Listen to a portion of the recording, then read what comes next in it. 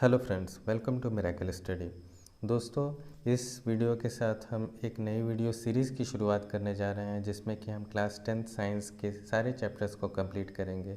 दोस्तों, ये वीडियोस उन स्टूडेंट्स के लिए जो कि क्लास 10th में हैं उनके लिए तो बहुत ही हेल्पफुल है ही, साथ ही साथ जो कॉम्पिटिटिव एग्ज़ाम्स के प्रिपरेशन करते हैं उनके लिए भी काफ़ी बेनिफिशियल है, क्योंकि कॉम्पिटिटिव एग्ज़ाम्स में साइंस के एनसीईआरटी से डायरेक्ट क्वेश्चंस पूछे जाते हैं। तो अगर आपने इस चैनल को सब्सक्राइब नहीं किया है तो सबसे पहले सब्सक्राइब कर लें और लाइक और शेयर ज़रूर करें, जिससे कि हमको और अच्छे वीडियोस बनाने के लिए मोटिवेशन मिलते हैं। तो चलिए शुरू करते हैं इस पूरे चैप्टर को। दोस्तों, ये पूरा जो चैप्टर है लाइफ प्रोसेस, ये बहुत बड़ा चैप्टर है। ये इतने बड़े चैप्टर को एक ही वीडियो में कंप्लीट करना थोड़ा सा मुश्किल टास्क है, और आपको लिए भी एक अगर वीडियो में दे दिया जाए ये पूरा सेशन को तो आपके लिए थोड़ा सा बोरिंग हो सकता है या फिर बर्डन हो सकता है आपके लिए भी ये देखना। इसलिए हम इसको छोटे छोटे पार्ट्स में कंप्लीट करेंगे, जिससे आपको समझने में भी हेल्पफुल होगी और आप बहुत अच्छा इसको सीख पाएंगे। तो चलिए शुरू करते हैं लाइफ प्रोसेस। तो सबसे पहले हम जान लेते हैं कि लाइफ प्रोसेस में हमें पढ़ना क्या है। लाइफ प्रोसेस में हम जानेंगे न्यूट्रिशन के बारे में, रेस्पिरेशन के बारे में, ट्रांसपोर्टेशन के बारे में और एक्सक्रीशन के बारे में। और ये सारे जो टर्म्स हैं इनको हम प्लांट्स और एनिमल्स दोनों में कंप्लीट करेंगे। मतलब प्लांट्स में किस तरह से होते हैं ये सारी चीज़ें, एनिमल्स में किस तरह से होती हैं, ये दोनों में हम देखेंगे क्या क्या प्रोसेसेस होते हैं। तो चलिए शुरू करते हैं। दोस्तों, पूरे जो अर्थ की अगर बात करते हैं तो पूरे अर्थ में जितनी भी चीज़ें अवेलेबल हैं उनको ब्रॉडली दो कैटेगरीज़ में रखा गया है। एक आपका लिविंग थिंग्स, एक होता है आपका नॉन लिविंग थिंग्स। तो लिविंग थिंग्स में आपके वो सारी चीज़ें आ जाती हैं, वो सारे ऑर्गेनिज़म आ जाते हैं जिसमें कि आप मूवमेंट देखते हैं, जिनमें न्यूट्रिशन होता है, जिनमें रेस्पिरेशन होता है, जिनमें ट्रांसपोर्टेशन होता है, जिनमें एक्सक्रीशन होता है। तो कह सकते हैं ये सारी चीज़ें जिनमें ग्रोथ डेवलपमेंट होता है और कई सारी चीज़ें जिन्हें हम देखते हैं अपने प्रत्यक्ष आँखों से, हमारे सामने वो ग्रो करते हैं, हिलते डुलते हैं, सांस लेते हैं। तो ये सारी चीज़ें जिनमें भी होते हैं हम कह सकते हैं वो लिविंग थिंग्स हैं। इसके अपोजिट में देखा जाए तो जिनमें ये सारी चीज़ें नहीं होती वो नॉन लिविंग थिंग्स है। बचपन से हम पढ़ते आ रहे हैं, कोई नई बात है नहीं। लेकिन हम प्लांट्स के बारे में क्या कह सकते हैं? प्लांट्स हमारा क्या है, लिविंग है, नॉन लिविंग थिंग्स है। क्योंकि प्लांट तो मूव करता नहीं है और हम ये भी नहीं देख सकते हैं कि वो रेस्पिरेशन कर रहा है नहीं कर रहा है। तो हम ये जानते हैं कि प्लांट्स मूव नहीं करता है, लेकिन प्लांट ग्रो करता है। एक छोटा सा अगर प्लांट है तो वो धीरे धीरे बड़ा होता जाता है, मतलब ग्रोथ आती है उसमें। साथ ही साथ उसमें क्या होता है, रेस्पिरेशन भी होता है। स्टोमेटा के थ्रू वो कार्बन डाइऑक्साइड लेता है और ऑक्सीजन रिलीज़ करता है।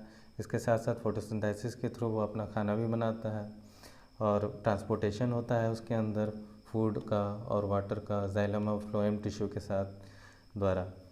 तो ये सारी चीज़ें होती हैं उसमें, तो इसको कंसिडर किया जा सकता है कि प्लांट्स क्या है, लिविंग थिंग्स है।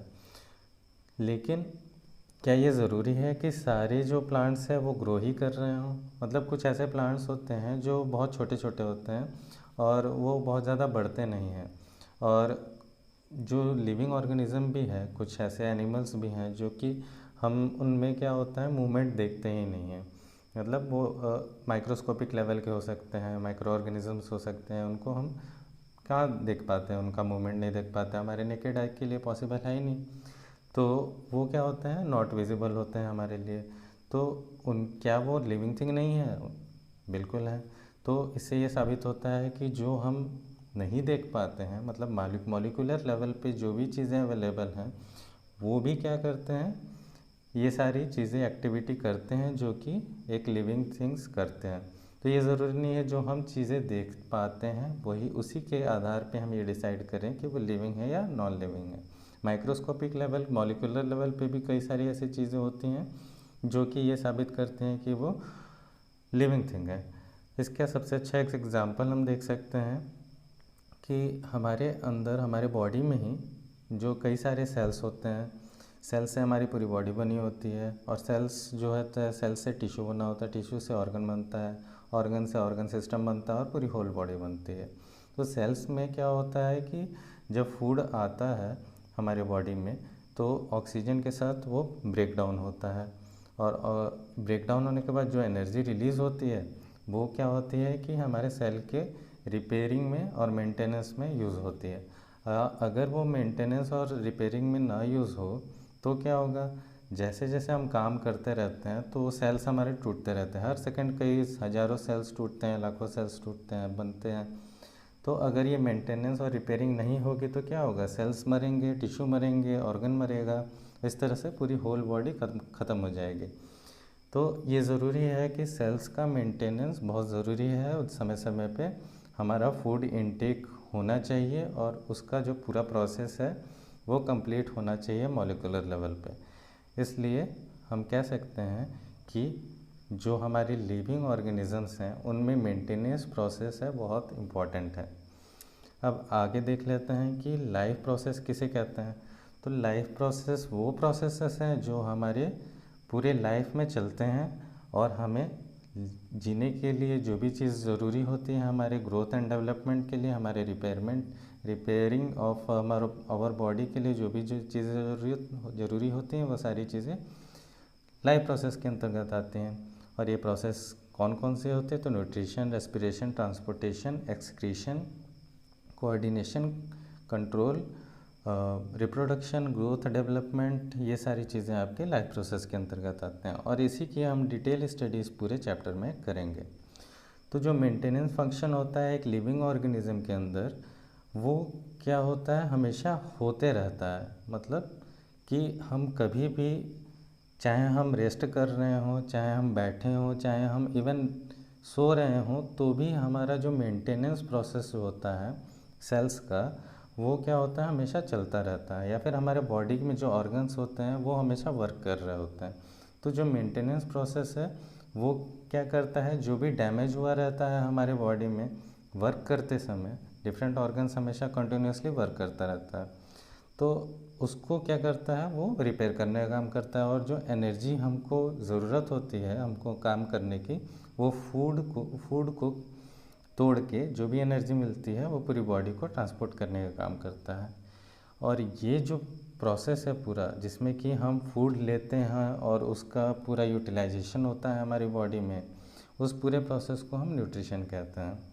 अब ये डिपेंड करता है कि कौन सा ऑर्गेनिज्म किस बॉडी साइज़ का है या उसका ग्रोथ एंड डेवलपमेंट किस तरह से है और वो कौन से तरीके से न्यूट्रिशन लेता है। मतलब कि न्यूट्रिशन प्रोसेस होता तो सभी ऑर्गेनिज्म में है, सभी एनिमल्स में है, लेकिन सब में अलग अलग प्रोसेस होता है। मतलब लेने फूड इनटेक का तरीका अलग हो सकता है। एक इन्फेंट, एक बच्चा है तो वो अपने माँ से अपने मदर मिल्क के ऊपर डिपेंड करता है अपने न्यूट्रिशन के लिए।